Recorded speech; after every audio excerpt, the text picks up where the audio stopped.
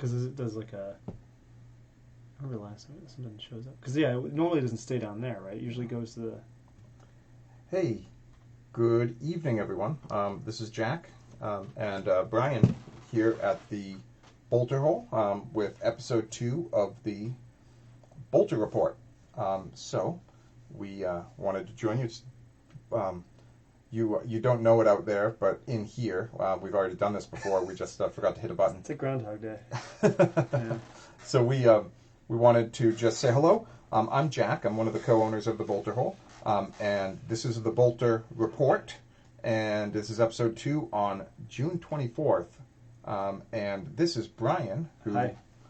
As I will make the same joke again. Oh, no, I'm going to make the same joke? So, Brian doesn't know this, or didn't before today. I know. But his dad, on my Instagram page, once replied saying that Brian was the king of the Bolter Hole. So, that's... Royalty. Royalty, yeah, very important. So that's who we are. And we are going to be doing a Bolter Report, or we're going to be trying to do a Bolter Report every Wednesday. I have an idea. Maybe we should ask for between now and next week, whoever watches it, let us know if we should call it the Bolter Report or the Bolter Rapport in homage of... That's not a bad idea. Not a bad idea at all. Right? So, if you're watching us today and you think that we should call it the Bolter Rapport, sort of like a tribute to old Colbert, let us know. Let us know in the comments, and we will figure that out. We also figured out how to go put this on iTunes and Spotify, and I think Google... Hit the big time. Yeah, hit the big time with a little mini podcast. I think we should put this on YouTube now that we're recording it, too. We might. Well, look at that. Yeah, could be. It might be on YouTube. Might be on Twitch. Wow. You never know. Internet famous. Internet famous. That's terrifying. Wow. We talked about let's really quickly and what we did. Talk about what we're working on. Why don't you go first? Because I went first last time. We'll switch it up a little bit. Switch it up. Yeah. So I just finished 10 Sisters of Battle and primed 9 Repentia and a Sister Repentia. All from last week. All yep. Wow. So I got them. All. So I have my 10 new models ready to start painting, and I just finished 10. So I'm pretty excited about that. I see Isaiah in here. Yeah, and my mom. And say Cindy. It's a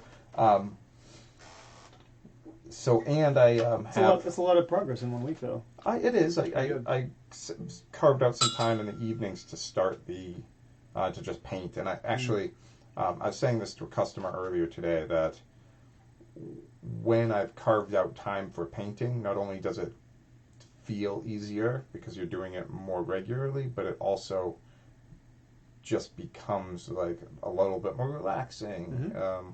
And you start finding like, oh, what am I going to do next? Like it just starts to click. Sort of like, I assemble all the time, but I don't paint nearly as much. And so what happens is I sometimes I get intimidated by getting going, but I always once you get going, it all comes back. It's a routine, right? It's getting part of the routine. Hey, Fernando. And so, what about you? What are you working on? Same. Nothing's changed what I've been working on, but I'm really proud of the progress I made. So from last week, I was able to paint up 10 skeletons and paint some Warcry terrain. So I'm working on a block of 40 more skeletons, which is kind of scary, but the last block of 40 I did all in a row, which was just brutal. I did all the base colors, all that. It just took a long time. I got burned out. So now what I'm doing is I'm breaking them up into groups of 10 and doing other things in between to as rewards. So I have a lot of Warcry terrain I have to paint. I built it all over the weekend, which was really fun. If anybody hasn't done that yet and you play Warcry or AOS, I definitely recommend picking up the terrain. You've built and painted it. It's just I think it's some of the best terrain they've made. I've built it. You haven't painted it? I haven't painted it yet. No. It's incredible. It's easy to, it's quick and easy to paint, but man, incredible terrain. So I had a lot of fun building it up, and so I'm hoping by the end of next few weeks, hopefully done with those skeleton warriors. Hopefully. Right. That's cool. So next we want to talk about 9th edition, and then we want to jump into Warcry. If you watched us last week, we ended saying that we wanted to talk a little about Warcry this week. So we're going to jump into it. But 9th edition first. So what we know, so we've gotten a bunch of articles, so we know a little bit. The thing that I'm super excited about is the Crusade. Mm-hmm. Just one of the things that I dig about the idea of Crusade is that you have this sort of or not even like studio created content that allows you to flexibly build narrative for in-store gaming. Hey, Sarah. Hi, Sarah. So I'm kind of excited about that because for me, I am. We missed Chris you, Inhouse. Chris. Hey, Chris. For me, it's very difficult to, as a store owner, and like so being behind the counter, also like checking with all this stuff, like organizing and maintaining narrative events. I know that Brian's done a lot of like trying to organize like Friday night, Saturday, Sunday, like different gaming community groups, but like keeping up with all of it and pushing through and like, you know, the idea that the studio has like a system in place that you can pick from and make it work without like going from Vigilus book to other books to find the information and like, oh, well, this squad is going to get, you know, roll a die, you get this increase, or, you know, so I think I'm really excited to see what it does. I think this is going to be the next step in their evolution of narrative play, because I think they've come a long way. I think if you look at some of the books they've released, I think their support of narrative play for 40K has gotten really strong. The Vigilus books in particular, I actually forgot about those, but there's a lot of content for narrative play in those books. Far more than it is for match play, I think, actually, if you look at their system. But like you said, we did a narrative campaign all about Mortwald, which was really fun, and it was probably that for 40K of all the events I've been a part of, I think that was probably the easiest to run. Mm-hmm. For AOS, I think it was probably the Islands of Argentinium. I think that one actually worked out really well too. Even though it was a map, I feel like it worked. But right. I think they've learned a lot, and like if you look at their releases time after time, they've kind of figured stuff out. And I think Warcry, when we talk about that, I think the design of their quests, right. I think that's gonna. I think we're gonna. I have no idea what Crusade entails, but I have a feeling they learned from the quest system in Warcry, which I think is incredible. Right. And I bet they just like added to it. And I'm sure it sounds like they've really listened to their community of players, because it's not just the test. It's not just like those hardcore tournament guys they have coming in and looking at content. They also have like really dedicated narrative event organizers that spend a lot of time. Like who was in here? Nuno was watching last week, right? And like I said, he put on the best narrative event of any single 40K AOS game I've ever played. Yeah. So you get guys like that who are really dedicated and really good at what they do, and they're giving input too. So I'm really excited for Crusade. Yeah. I'm starting a whole White Scars army for it, because like Lenny and I were like, let's do it, and Lenny's gonna do Death Guard, I'm gonna do White Scars. So I'm really pumped. No, that's awesome. And so today they talked a little about morale and strategic reserves, and that's interesting. We want to talk about first, because I'm really excited about the morale. Well, why don't you walk through what the morale phase this is what we look like? This is what we know. So like I didn't read the article, but I listened to the interview this morning with Stu Black, and so there's basically going to be two phases. There's going to be the morale phase, and I think they called it battlefield attrition, something along those lines.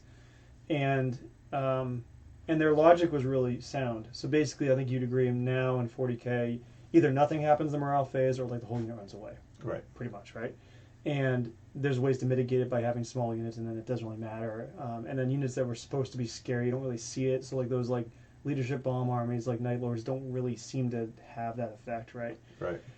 So they wanted to make it less swinging, and they wanted to make it actually seem like it matters. And they also thought it was silly to have like a battlefield commander know that, oh, we've already inflicted enough X number of wounds over here, we don't need to kill any more because they're going to run away anyway, which is kind of silly, right? So the first morale phase, nothing's different. Okay, if you fail it, you fail it, you pass it. But if you fail it, then it goes to battlefield attrition. And normally, like by default, you'd roll for each if you fail in the morale phase, one guy runs away. Something like that. I think it's one guy runs away. And then you'd roll in the battlefield attrition for each remaining model in the unit. And on a 1, that one more guy runs. So you'd like so, you know, realistically, yeah, if you got really unlucky, a bunch are going to run away, but more than likely roughly 1/6 of a unit. Okay. But there's going to be ways for them. Their logic is those units that are really scary, well, maybe they make it a modifier. Maybe it's a +1 to roll, so like maybe it's on or it's -1. So maybe now it's 1/3 of your units, right? Or you have units that can have some sort of defense against it. So it made a lot of sense to me. Yeah, that does make sense, because leadership is just something that I don't really ever worry about when I'm playing this game at all. It's sort of a non-factor. It's like, if I'm playing orcs, typically I have enough orcs that it doesn't matter. Or if I'm way down on orcs anyway, it doesn't matter because I know they're all going to disappear. I can't remember the last time. So I played a lot of games with my Ultramarines. I cannot remember the last time I failed a morale check and somebody ran that's significant. Usually it's like I had small enough units where it didn't matter, or they, I needed like a 3 or 4 or something, and I get to re-roll because of. Yep. So it just didn't. Or if I really was concerned, I just spent the 2 command points. So it was, yeah. So it made. I think it's good, and it also gives them that space to create rules for units that are really good at it. So like Stu used the example of flayed ones, right? Which is supposed to be scary, or Night Lords. Right. They should have something that in that maybe that battlefield attrition. Maybe something that modifies it, or maybe they could be units that are really hard to break morale-wise, but once they do, they just scatter to the wind. Right. Or something the opposite. Maybe they're easy to scare, but then only a few of them run away. So it gives them the space as designers, I think, to do some different things. So, hey Danielle, that's my cousin. Oh hey. So it is interesting. Actually, when you talked about flayed ones, it reminded me of this was a unit, and I hope that the flayed ones kind of get a new. I think they look good, just old models, but the sculpts still look fine. I feel like still I hope right? I hope they get an upgrade. They're still available, right? Probably, I don't know. Hope I'd have so, to yeah. look. But they disturbing models. There was this really amazing short story that they released on Warhammer Community, where the flayed one had put the oh god, the face, it pulled the face over, and they were mimicking the voice of the character. So Dracula. See, did you watch Dracula on Netflix? No. Oh, that's spoiler. Okay. Yeah. Okay. Episode 1. Okay. Anyway. Interesting. I just ruined the end of the first episode. Sorry. No, that's right. So that's disturbing. It's kind of like the AOS story where the Sylvaneth are messing with the Nurgle guys. Oh, and yeah. they're like puppeteering one. Oh yeah, that was so disturbing. So awesome. Yeah. Sylvaneth are good guys, right? Oh yeah. There are no good guys in Age of Sigmar, and there are no good guys in Warhammer 40K. I thought the Tower good, Jack. The greater good. We should do a whole special about how they're not good. Well, it's awful interesting. Things they've done. So, the fourth spear, expansion. The ones that accidentally went into the warp. Yeah, and they came back, and basically the Mon-K, the humans that were joined for the greater good, they basically take any occasion they can to eliminate them because they know that the potential for them turning into demons is higher. So they literally, commanders have had to chastise their forces for eliminating the humans under their command. I think the crew too. I think I didn't read all that in the new book, but I'm pretty sure Anthony Benedetto knows a lot about that. He's talking about that's a cool narrative. Yeah. If you want to do a Tau army that's from the fourth sphere. Yeah. And just oh yeah, they're all a little a little tapped. Yeah, they're a little tapped. Yeah, they're like most of my Marine buddies.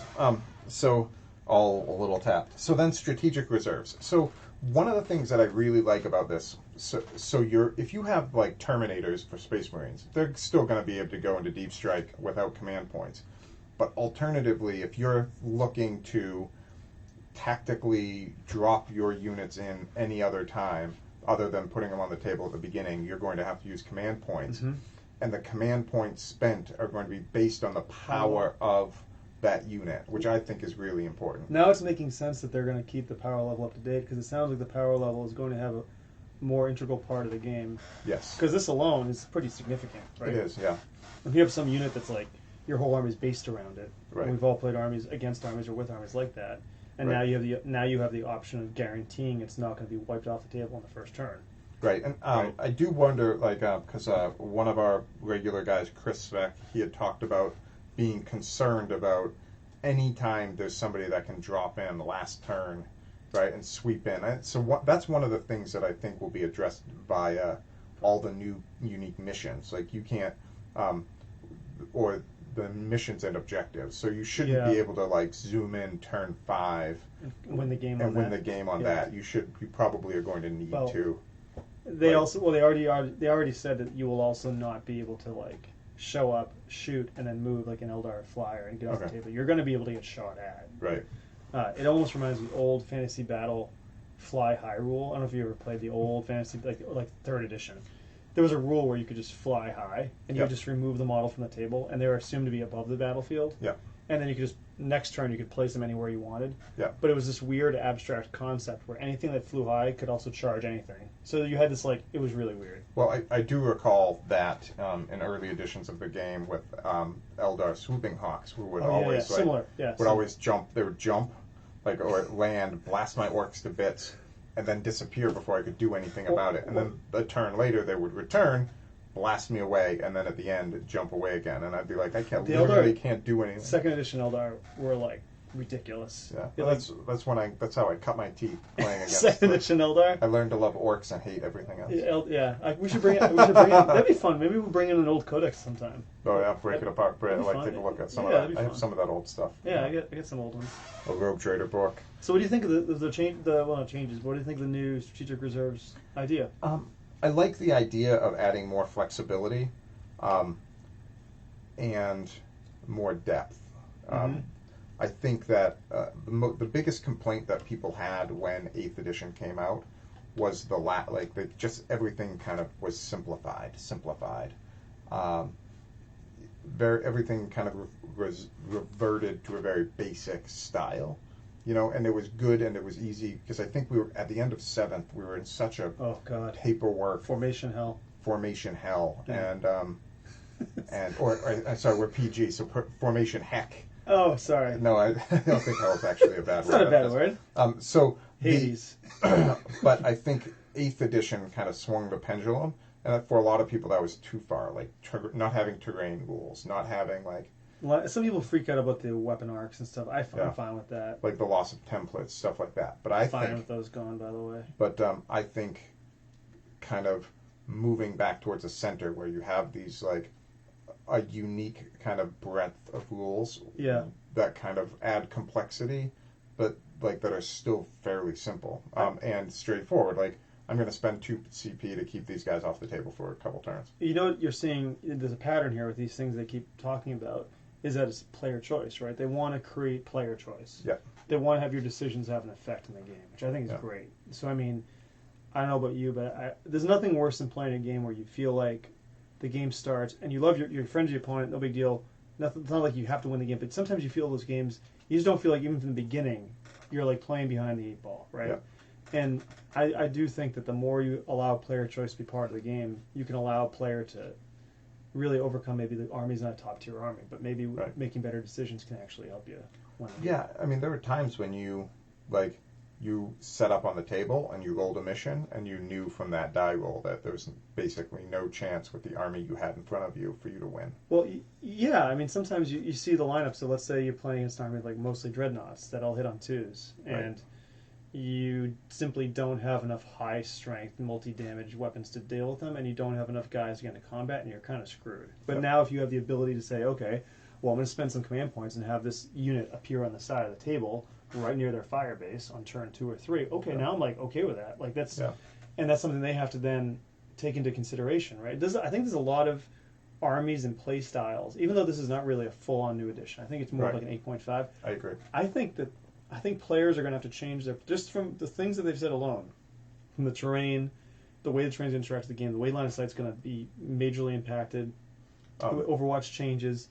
Mission changes. Mission changes huge. You want to hold that objective. Right. You have to raise your flag. Right. Or choose between shooting that unit that's bearing down on you. Which one is more important, and which one is more important to your personal mission?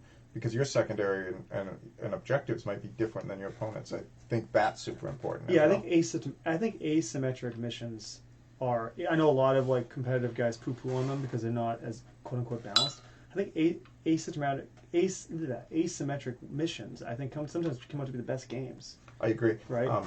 Because I think, but they also have made it very clear that mission points top out. So at no point can you make it to a point where you can make it to a level of points that makes it impossible for your opponent to catch up, right? So you could score a lot early and not put the game away, and that's one of the things as a tournament organizer I saw a lot where early.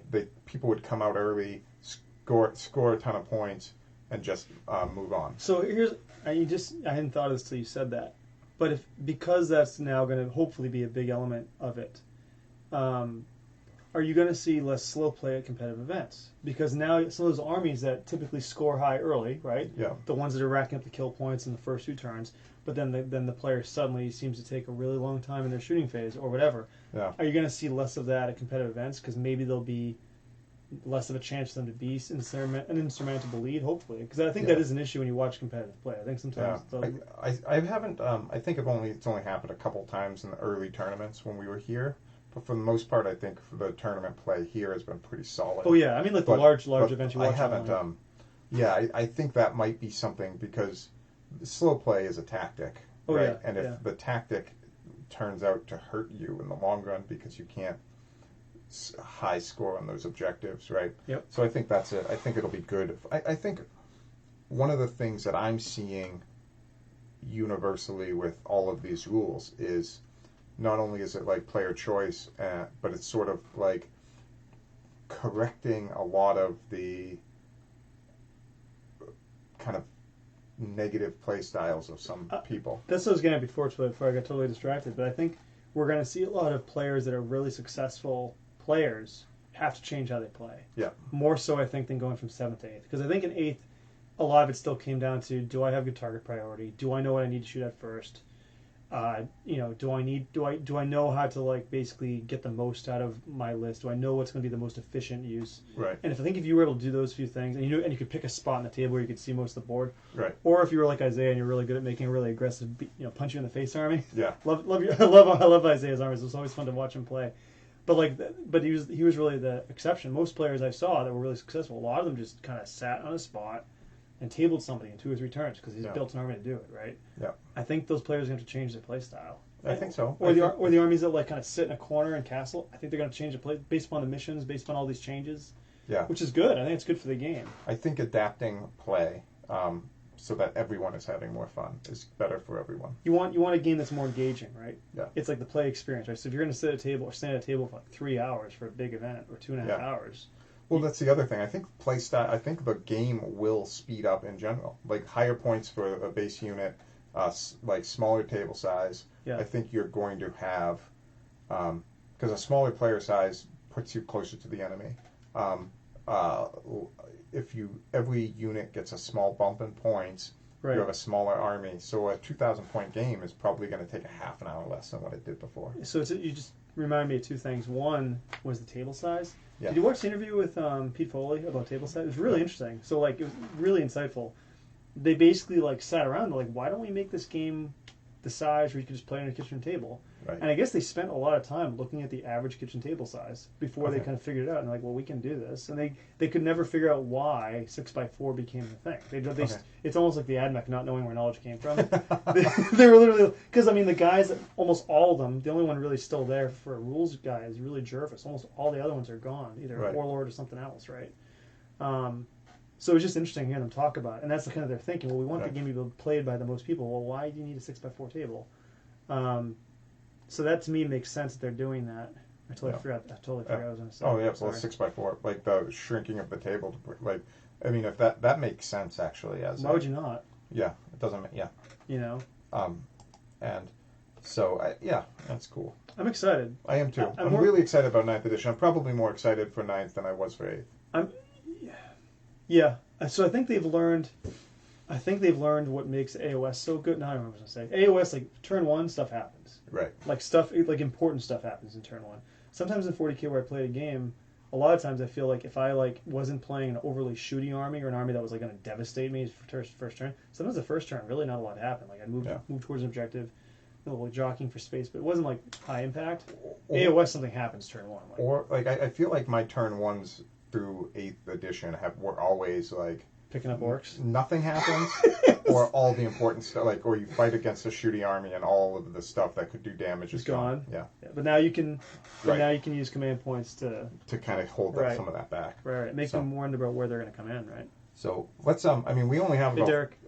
We only have about. Well, we've talked 9th edition, so I feel like we're a little bit of Warcraft. Yeah, I feel like we'll go a little over our 30-minute time limit, but that's fine. So Warcry. I want to take a quick minute to just update anyone about Warcry who isn't familiar. Oh yeah. So tell me more, Jack. Age of Sigmar. Of course, we should know at this point that Age of Sigmar is sort of the rebirth of the old world in a totally new way. Sigmar cradled the world that was destroyed in the end times. Thank you, Manfred, by the way. Yeah. If it wasn't for Manfred, we wouldn't have AOS. Or Warcry. Or Warcry, yeah. We should all, and Underworlds. Yeah. So, maybe we should just appreciate Manfred. Yeah. But he has some crap on Manfred. Yeah. So, Age of Sigmar, totally new universe, all these different realms going on. Yeah. But there's one place that kind of connects them all. It's called the All Gates. Originally, the All Points. The All Points. Originally. And there are realm gates that go to each realm back and forth. It's like a wheel. Yeah. Right. The all gates and the all point. Yeah. Yeah. They all come. So you from that point strategically you can get into any other realm. Also, those gates are gigantic. Like you could army wide. Right. And so at one point the good guys. Good guys? There are no good guys. Sigmar's not a good guy. Sigmar's kind of a he's jerk. He's not a good guy. No, but at one point the humanity kind of controlled all of that, but then chaos took everything over. Yeah. And so who do you blame on that, by the way? Who's Nagash? It's always Nagash. Wait, what? It's always Nagash. No way. In Age of Sigmar. No, you're gonna blame Nagash for that? In Age of Sigmar, everything is Nagash's fault. Oh, really? Yeah. Okay. And so. I think Slanesh actually is the one that, if you look at you're gonna blame one person for it all happening. But Slanesh, he's been chained. They have been chained up for an. Do you know how the elves got the knowledge against Slanesh? That was Tzeentch. So maybe Tzeentch. I think. Well, here's the thing. So if Slanesh doesn't get captured, the elven gods are still maintaining the vigil on their realms, right? Yeah. So then chaos doesn't get in Realm of Shadow, Realm of Light. Okay. And then the elves are also there able to help defend against the chaos invasion and the all points. Possibly. So I mean, I don't know. There's a Nagash definitely has a part to play. But Nagash has a part to play because he could have he could have helped. He just didn't show up. He didn't RSVP. He RSVP'd and he wanted the chicken dinner. He just didn't come. He specifically was I'll be there. If anybody there's a big it was one of the opening battles. Oh no, we were just talking.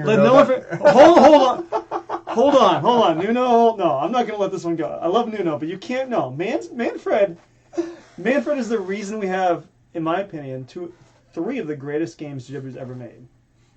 Find me a better rule set than Underworlds. Find me a better rule set than Warcry. Find me a better rule set than AOS. Because you got skirmish, competitive card / minigame, and you got, I think, the best grand scale game. Yeah. Right? Well, I mean, all thanks to Manfred Nuno. If Manfred didn't kill Balthasar Gelt, we'd all be stuck playing with 70 large units and painting the same monopose guys that look like this. Well, Balthasar Gelt is now a Stormcast, don't you know? Yeah, he's Balthas. Yes. So he was in a novel. He's also in Total War Warhammer. By the way, if anybody doesn't play that, they should. If they like that game, is awesome. The PC game. Balthasar's in that, and the voice acting on him is hilarious. Oh, okay. Yeah, the voice acting in that game in general. But yeah, no, Manfred's awesome.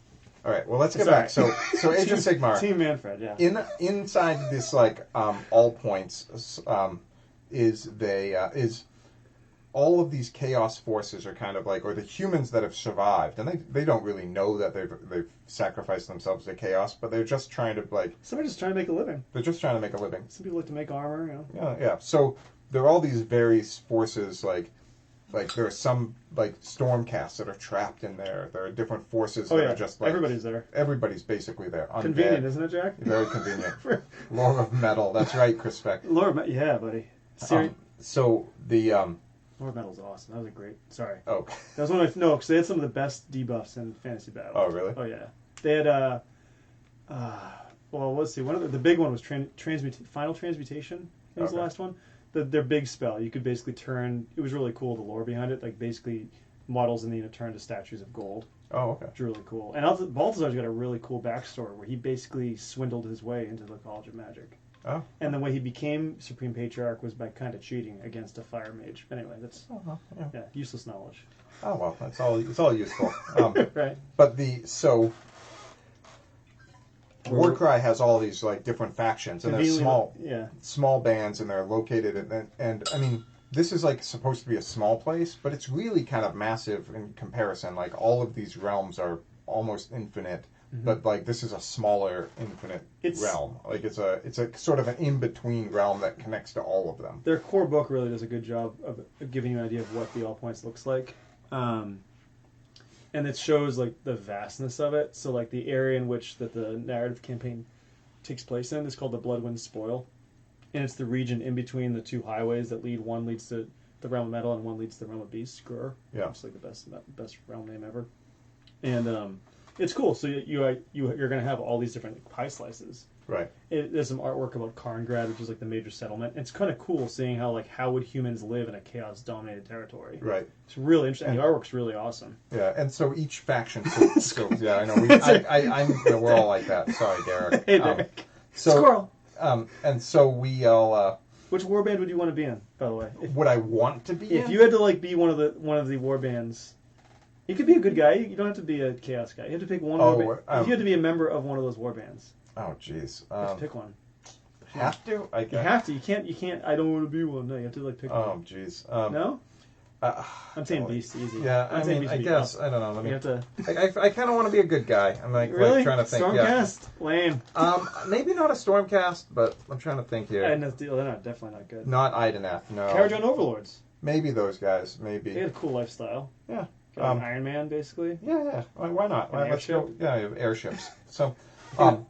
But so that's Warcry. So the thing though that with Warcry is like you have a small band of guys, like anywhere from like 5 to 10 dudes. 15 total. 15. 20 on your roster though. So you have 20 named roster. 20 on your right. 15 on the table.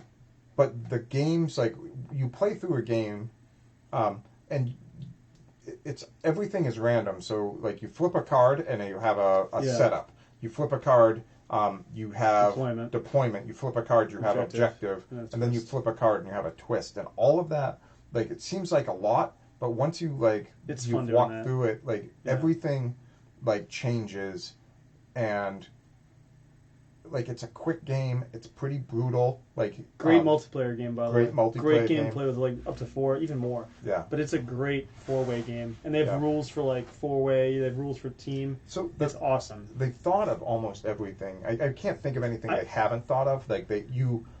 Competitive. There's a really good competitive way. A really great narrative campaign style. Yeah. Really good. I mean, generally speaking, all of the minis are just terrific, and they've brought in existing minis really seamlessly. Yeah, I think it's their, and I love some stuff they've been making. Especially, I really like Underworld. I think this is their best rule set since Blood Bowl. I agree. I think Blood Bowl is their best, but I think this is in terms of just it's the perfect. I love this game. I think Warcry is perhaps the best pure set it up and play style game. I'm a Necromunda guy. I love the world of Necromunda. I think that Necromunda is when you talk about games that are terrific and amazing. It's immersive. Necromunda is very immersive. Immersive, but it's there's a it's crunchy. There's a lot to it. There's so much to it, and with Necromunda, it's you're converting minis, you're tracking minis, there's a lot of paperwork. Yeah. What I like about Warcry is you scratch the surface of the Necromunda sort of really great world and really great minis without the kind of paperwork that comes along with that. And I like Necromunda a lot. And I love the world, and I love delving into that's your game. But Warcry kind of gets you some of that way there without all of the sort of tracking and the mind work. So I think it's you're right, Derek. We do need to play another campain. So I was gonna say once we're able to play in here, I'm gonna organize something. Yeah. For Warcry. I'm playing it almost every week, but the it's Mordheim for anybody that played Mordheim, but it's not as complicated. Yeah. But the rules, so Rhett's got a great expression. I love it and it's a great expression for certain games, good games. It's simple, elegant. It's simple elegance. So the rules are simple. Right. But the game is the game's not simple, if that makes sense. Like Right. the core rules you can explain to somebody very quickly, show somebody to play quickly, but there's actually a lot to it. Yep. Even something like the retreat move, where you can't fly, you can't climb. So like locking somebody in actually is really important, and like depending upon where they are on the table and like what kind of unit it is, you can actually like do a lot of really like tactical things if you really pay attention to the game. It's not just like, oh, run forward and like just willy-nilly. If you're actually a really good player, or you start to pay attention to the game, like we were playing a 4-way game, me, Nate, Lenny, and Dan last week, and we were like, oh, this is actually important. Like we were like trying to figure it out together, because we had all played a lot of games at that point. Right. But we're still figuring, just like any of they're good games, like they're really Right. well-made games. The more you play, the more you start to realize other things. So like, Right. I'm playing with skeletons. I'm doing Legions of Nagash, which is really fun. Can we talk also about how like the warbands begin to like actually gain character, like because Yeah. of all the cool stuff they have, like it inspires you to do stories. Yeah, I mean, I think because they've given you that more, like, so you have a surface level, and then you kind of go deeper, and I think that the game, sort of the elegance that you're talking about with the game, allows you to go deeper, and some of those deeper elements with the campaign play, and you start gaining artifacts, and you The quest start. is awesome. The quest system is incredible. Yeah, and I just overall, I do agree that it's probably one of their best. How about the minis? Fantastic. Man, like I mean, seriously, look at like.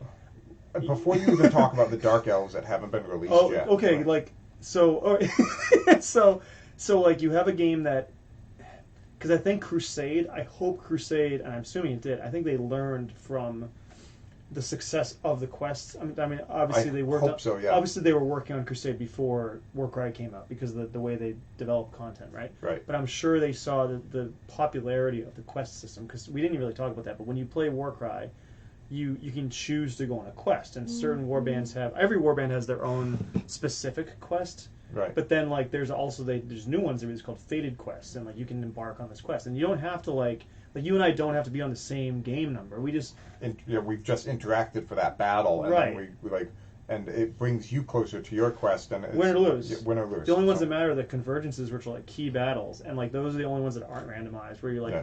oh, like so my warband's on a quest where this necromancer is basically trying to like recover a stolen tomb, or somebody stole it from one of the Mortarks. So like it's all about tracking down this book and like where is it, and like the first Right. convergence, like you're getting closer to the person. It's really cool. And then like Yeah. you said, your warband gains abilities. Guys die, Right. and they start to like I have a lowly skeleton that's actually got a renown level, which is kind of funny. So we got. I mean, I'm not naming them until they do something because I have like so many. It's like 14 models Yeah. in the army, but a warband. But it's a great game. Yeah. For anybody who hasn't played it, I definitely recommend playing it. It's so much Definitely. fun. So And the models. and the models are amazing. And we could like go forever about it. Yeah. But I do, as we talk, kind of connecting Warcry and Ninth, I do hope that the sort of campaign system, kind of that questing system, finds its way into the Crusade system, the narrative play. I hope AOS does it too. I hope AOS gets like a Crusade equivalent, because I don't think Path to Glory is quite that.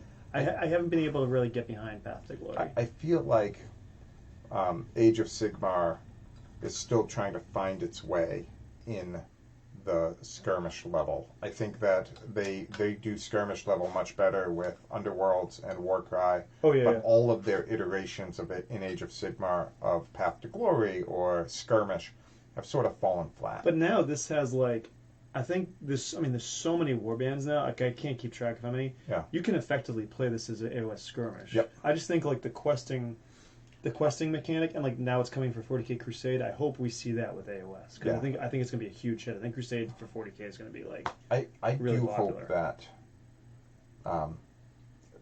they do something, and this will be my last thought before we kind of head off, but I do hope that they take the Warcry system and they kind of redo it into something for Warhammer. I would love to see them take Blackstone Fortress and take Warcry and kind of merge it into an Inquisitor war.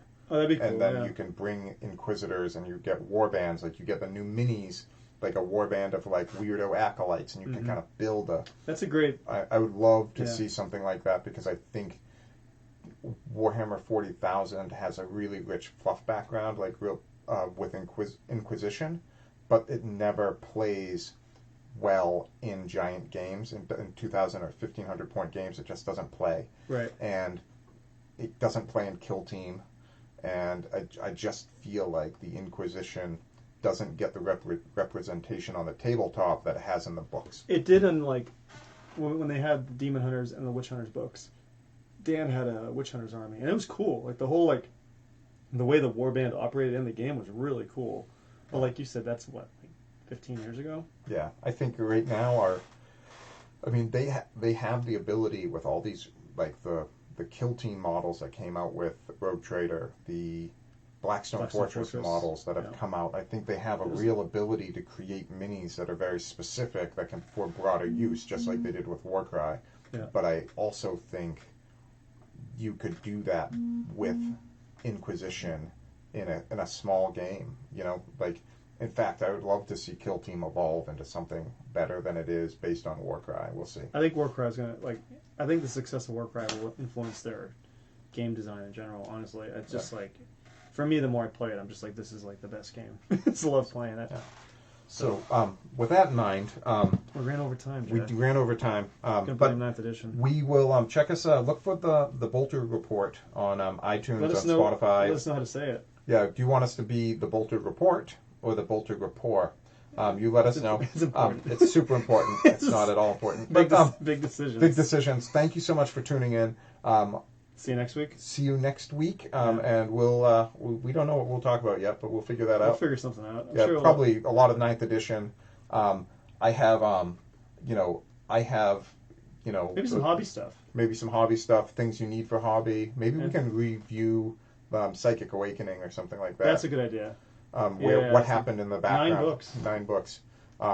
And Vigilus got us all hopeful that Psychic Awakening was going to be awesome, and then the Psychic Awakening books came out, and they weren't as good. A lot of rules. A lot of rules and great stuff that way, but not a lot of background. Lore and background, no. No. Although it'll be fun because Brian has. We'll talk about this next week, but What's Brian that? is. Uh-oh. He believes something to be true, and I'm going to prove to him that it is What's not. that? We'll have to talk. It's Wow. a teaser, yeah. So, so thank you everyone for tuning in. Again, follow us, Facebook, all these other places. Thanks a lot. See you next week. Bye.